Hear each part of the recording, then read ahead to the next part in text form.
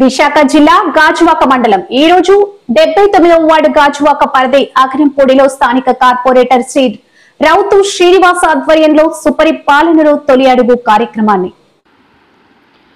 విశాఖ జిల్లా గాజువాక మండలం ఈ రోజు 79వ వార్డు గాజువాక పరిధి అగ్రంపూడిలో స్థానిక కార్పొరేటర్ శ్రీ రౌతు శ్రీనివాస్ గారి ఆధ్వర్యంలో సుపరిపాలనలో తొలి అడుగు కార్యక్రమాన్ని రాష్ట్ర పార్టీ అధ్యక్షులు గాజువాక శాసన సభ్యులు శ్రీ పల్ల శ్రీనివాస్ గారు మరియు విశాఖ నగర మేయర్ శ్రీ పీలా శ్రీనివాస్ గారు ప్రారంభించారు. ఈ సందర్భంగా ఎమ్మెల్యే గారు ఇంటింటికి తిరిగి ఈ సంవత్సర కాలంలో ఉమ్మడి ప్రభుత్వం చేసిన విజయాలను అందరికీ వివరించారు. తదుపరి వార్డులో 3 కోట్ల రూపాయల జీవీఎంసీ నిధులతో WRC డ్రైన్లు, కల్వర్టులు, బీటీ రోడ్ల నిర్మాణం కొరకు శంకుస్థాపన కార్యక్రమం గౌరవ మేయర్ గారు, గౌరవ శాసన సభ్యులు గార్ల చేతుల మీదుగా జరిగినది.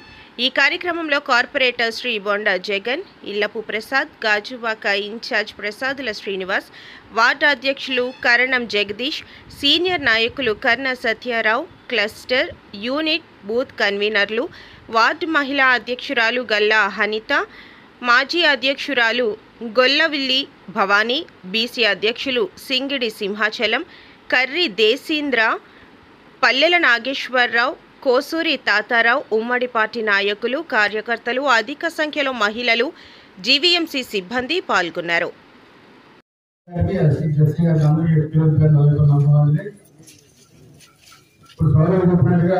గత 3 నెలలు జీవీఎంసీలో చేసామంటే ఎంతో గొడవ చేస్తేనే నా వాటి ఉదాహరణకి 13 కోట్ల రూపాయలు తెచ్చాం.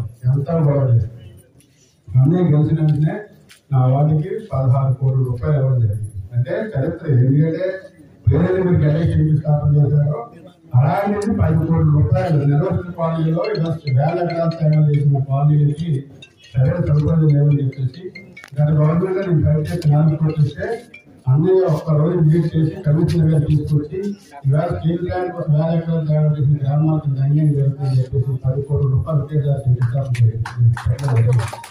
అలాగే మాకు మా ప్రాంతాల్లో వేల ఎకరాలు తయారు చేసిన మాకు సరైన అవసరం లేదని చెప్పేసి 450 సెంట్లలో 1,55,60,000 రూపాయలు శాంక్షన్ చేయించి తొందరగా ప్రజలు ఎంపిక చేసే విధంగా ముందుకు వెళ్తున్నాం. దేశంలో 2 కోట్ల రూపాయలు శంకుస్థాపన చేశారు. అది 1,50,00,000 చేశారు. అంటే ఇప్పుడు మళ్ళీ త్వరలో 3 కోట్ల రూపాయలు మళ్ళీ మేలుగా ఇవ్వడం జరుగుతుంది. అంటే వేళ వీటి సంక్షేమం అటు అభివృద్ధి అన్ని వేరే చేసుకున్నందుకు ప్రభుత్వం ఏదంటే తెలుగుదేశం ప్రభుత్వం కోట్ల రూపాయలు. ఈవేళ ఎందుకంటే మేము అందరూ చెప్తున్నాం, ఈవేళ రాష్ట్ర ప్రభుత్వం ఏదైతే పంపించింది. ఎందుకు పంపించింది? గతంలో కూడా మనం అనేకమైన కార్యక్రమాలు చేసాం. అయినా సరే మనం 100 రూపాయలు అయ్యాం. ఈవేళ మన ప్రభుత్వంలో మన ఎలక్షన్కి గౌరవ శాస్త్రాలను గెలిపిస్తే ఏమో ప్రభుత్వం పథకాలు ఇస్తామని చెప్పి రావడం జరిగింది. వచ్చినప్పుడు మేము హామీ ఏదైతే ఇచ్చామో అవి నెరవేరే లేదా ఇదే తల్లిపాలు ఇచ్చాము, లేదా పడతనే లేదా అందరికీ వస్తున్నాయి. తల్లిపాలు ఎక్కడో తప్ప అందరికీ వస్తుంది. అలాగే వస్తున్నాం మీరు బాగా చూస్తాం. డిఎస్సీ అన్నాం చేసి ప్లాన్ కావాలి బాగా మనం తీసుకుంటాము. అలాగే ఈక్విటీ కింద ప్రభుత్వ ఈక్విటీ కింద 2,500 కోట్ల రూపాయలు ఏదైతే వాటర్ కానీ పవర్ బిల్ కానీ మనం ఈక్విటీ జరిగింది. అంటే సుమారు 14 కోట్ల రూపాయలు మనం ప్రభుత్వానికి జరిగింది స్టీల్ ప్లాంట్. అయితే ఇక్కడ స్టీల్ ప్లాంట్ చాలా మంది అక్కడ అయి ఉంది. అందరూ ఉద్యోగుల దగ్గర తీసి జాయిన్ చేసే బాధ్యత మారని చెప్పి చెప్పడం జరుగుతుంది. మీరు అదే విషయం తర్వాత జనసేన నాయకులు ఆ పైన బీజేపీ నాయకులు కూడా చేస్తారు. దానివల్ల 3 సార్లు ప్రతి ఇంటికి నాయకులు వెళ్లే విధంగా ఉంటుందని కూటమి నాయకులందరూ కూడా ఆశించారు. ఈరోజు తెలుగుదేశం పార్టీ నాయకులు అందరూ కూడా ఇంటింటికి వెళ్ళి అక్కడ ఫీడ్బ్యాక్ తీసుకోవడం జరుగుతుందని చెప్పి తెలియజేస్తున్నాం. దీంతో పాటు జీవీఎంసీ నిధులతో చేస్తున్నటువంటి అభివృద్ధుల కార్యక్రమాలు కూడా శంకుస్థాపన చేయడం జరిగింది. 79వ వార్డులో మరి ఈరోజు 3 కోట్లతో ఒకటి main road drain to drain 1,50,00,000తో చేస్తున్నాం. ఇంకో 1,50,00,000తో స్ట్రాంగ్ వాటర్ డ్రైన్ ఉంది, కల్వర్ట్ ఉంది, ఒక రోడ్డు కూడా ఉంది. దీంతో ఇంకో 1,50,00,000తో చేస్తున్నాం. ఈరోజు మేము రాష్ట్ర వ్యాప్తంగా కూడా మౌలిక వసతులు కల్పనలో తెలియజేస్తున్నాం. అలాగే ఈరోజు జీవీఎంసీ పరిధి తీసుకుంటే సుమారు ఒక్క గాజువాక నియోజకవర్గంలోనే 80 కోట్ల వరకు ఈరోజు మేము శంకుస్థాపన చేయడం జరిగింది. వివిధ వార్డులు 20 వార్డులు ఉన్నాయి. 20 వార్డులు యావరేజ్గా 3 కోట్లు చెప్పినా 4 కోట్లు చెప్పినా మేము చేయడం జరిగింది. 4 కోట్లు 3 కోట్లు యావరేజ్. ఇంకనూ మెరుగైనటువంటి అభివృద్ధి కార్యక్రమం తీసుకెళ్తామని చెప్పి తెలియజేస్తున్నాం. గత 5 సంవత్సరాలు కేవలం సంక్షేమం చేస్తే సరిపోతుందని అప్పులు చేసి డబ్బులు పంచడం మొదలుపెట్టారు. కానీ ఏ నాయకుడు గొప్పతనం అంటే నాయకత్వం ఒక గొప్పతనం ఎలా తెలుస్తుందంటే సంక్షేమం, అలాగే అభివృద్ధి, మౌలిక వసతుల కల్పనలో, దాంతోపాటు సంపద సృష్టి, సేవా కార్యక్రమం, ఈ 4 కూడా తీసుకెళ్తే నిజమైన నాయకత్వం వస్తుంది. స్వర్ణాంధ్రప్రదేశ్ వైపు నడుస్తుందని చెప్పి తెలియజేస్తాం. ఈరోజు భారీ సంఖ్యలో మరి మా కార్పొరేటర్ రౌత్ సింగ్ గారి ఆధ్వర్యంలో తెలుగుదేశం పార్టీ నాయకులు అందరూ కూడా పాల్గొన్నారు. చాలా సంతోషం చెప్పి తెలియజేస్తున్నాం.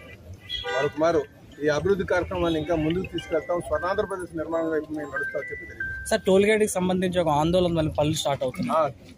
టోల్ గేట్కి సంబంధించి దాని మీద హైకోర్టు డైరెక్షన్స్ ఉన్నాయి.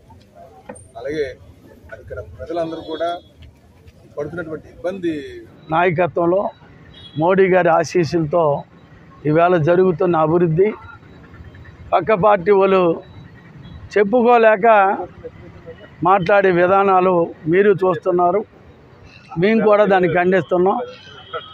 ఎందుకంటే ప్రజల దగ్గరికి వెళ్ళి ప్రజా సమస్యలపై ఎమ్మెల్యేల దగ్గర నుంచి మినిస్టర్ల వరకు, కింద కార్పొరేట్ల నుంచి వార్డు స్థాయి ప్రెసిడెంట్ వరకు ప్రతి వార్డులో తిరగాలని, ఆ వార్డులో సమస్యలన్నీ కూడా నోట్ చేసి నేరుగా సీఎం గారు దృష్టికి వెళ్ళాలనేది పాపం లోకేష్ గారు ఒక యాప్ కూడా తయారు చేయడం.